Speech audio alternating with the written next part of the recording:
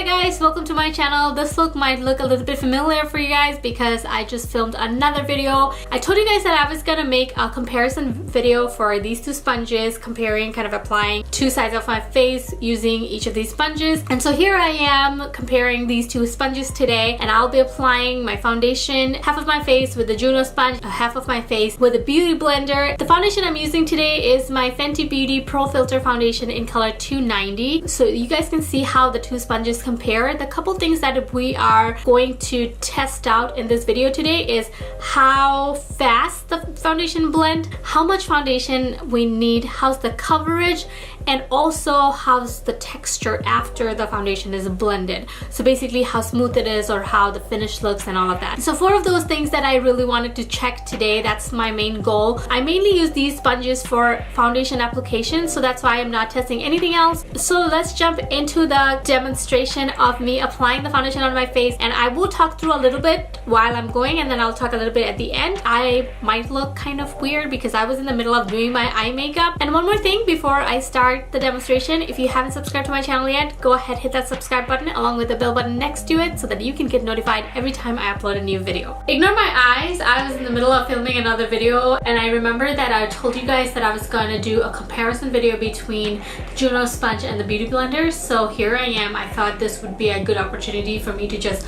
sit down and film this video. I already prepped my face with Maybelline Rose Oil, so I'll start with the beauty blender on my right side. I'll start with the pump. Let's see how that goes. What I like to do is dot the foundation on my face, but I know Fenty Beauty foundation kind of dries out pretty fast, so I'm just going to work in sections. Most of the time for foundations, I need about 2 to 2.5 pumps of foundation with the beauty blender to do my entire face, including my neck. I noticed that with my Juno sponges, I needed a little bit less. So since I'm doing only half the face, I'll start with the pump, and if I need more, I will go from there.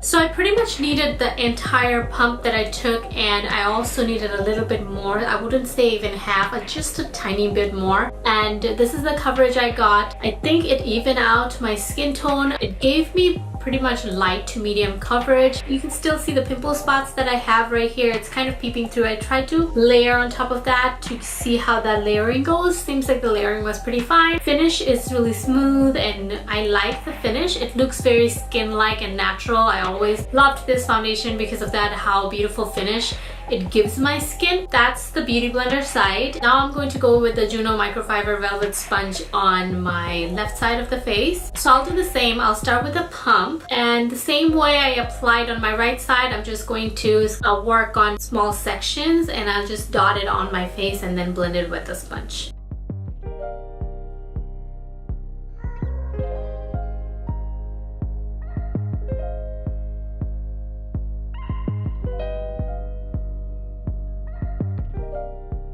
So I'm done with my left side as well. I still have a little bit left. I wouldn't say a lot, but enough to do a good coverage for my neck or forehead or a small portion of my face. The Juno sponge gave me a much better coverage with even lesser foundation than what I applied with the beauty blender. But I'm just going to let the foundation set for a few minutes and then compare it then. I feel like that will be a better comparison. So it's been about 1.5 minutes since I applied the foundation. I feel like it's pretty set now. I still can see the difference between the coverage. This is definitely more coverage with the Juno sponge versus the beauty blender. They both did a pretty good job at giving me a good finish and smooth finish. So I'm back with my face all finished and everything. I was pleasantly surprised. At first when I was reviewing the Juno sponge, I had a couple cons and couple issues, and me remembering in my head how the beauty blender application was and how I liked it and all of that.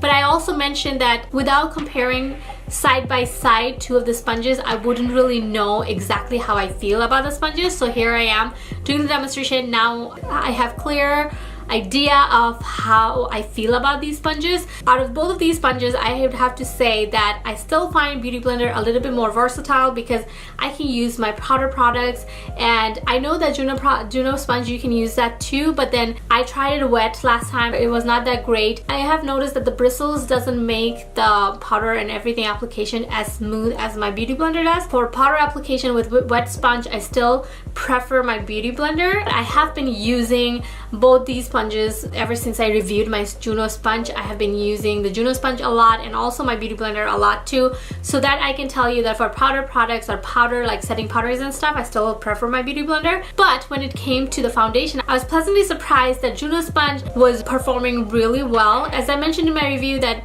the Juno sponge was transferring some of the microfibers onto my face and giving me texture and stuff. It was feeling kind of uncomfortable. That went away pretty quickly. That transfer of microfibers stopped basically after the first time. So after the first use, I went and washed my sponge, and after that I didn't have that issue at all. Today I didn't have that issue at all, and definitely this applies the foundation way faster than my Beauty Blender, and it also gives me better, much better coverage. This gives me more like a medium to full coverage with this foundation versus this one gave me more like a light to medium coverage. You could see in the video, I hope that the camera caught it clearly, that this side looked more skin-like. My skin was peeping through more versus this one gave me more coverage faster. And I also needed less foundation with the Juno sponge compared to my Beauty Blender. I started with one pump for both the sponges, but I needed a little bit more for my Beauty Blender since the coverage was so less. I had to layer a couple places, and even after that I felt like the coverage was not high enough versus the Juno sponge. With one pump I could cover my entire left side of the face, and then I still had a little bit left over. I told you guys that I was gonna focus on 4 different aspects of these sponges, or how fast do they blend. So definitely Juno blends faster. How's the coverage? Juno has a better coverage than a Beauty Blender, and I was going to focus how is the texture or how is the finish after I apply. Both of them gave me pretty good finish. The finish was pretty much the same for both of them. It was smooth, it was nice, and I didn't have any texture, so the finish was good for both of them. And the other thing I talked about is how much product I needed. Definitely Juno needed less product than Beauty Blender. So out of those 4 categories, I feel like in 3 of the categories Juno is winning, and then the other one, the last category, they are kind of a tie. Like I mentioned before too, that this is not going to completely replace my Beauty Blender because I still reach for it for some other purposes, but then for my day-to-day basis, I have noticed I have been reaching for my Juno sponge more than my Beauty Blender. And also the price point, you can't beat that. It's $6, this one's $20, so it's less than 1/3 of a price for Juno one than the Beauty Blender. So when you're trying to replace your sponges, this is not going to break your bank, and it's way affordable. The shape and everything, I feel comfortable with both the shape. I do find sometimes helpful to have the flat sides, but I'm not that picky about that, so shape is not that big of a factor for me. So overall, that's all the thoughts I got on these 2 sponges, and this is how I felt for my skin, for my application process, and the way I use these sponges. And I hope that you found this video somewhat helpful. I hope this comparison made some things more clear for you guys. That's all I have got for you guys for today. Thank you for tuning into my channel. If you haven't subscribed to my channel yet, please hit that subscribe button along with the bell button next to it. And if you're not following me on Instagram or Snapchat yet, then you can follow me on Snapchat or Instagram. I'll leave all my social media links down below. I'll really appreciate all of your support. Also, let me know what kind of videos you guys would like to watch. I would love to make videos that you guys like to watch. So I think that's about it. Thank you for watching. I'll see you guys next time. Bye!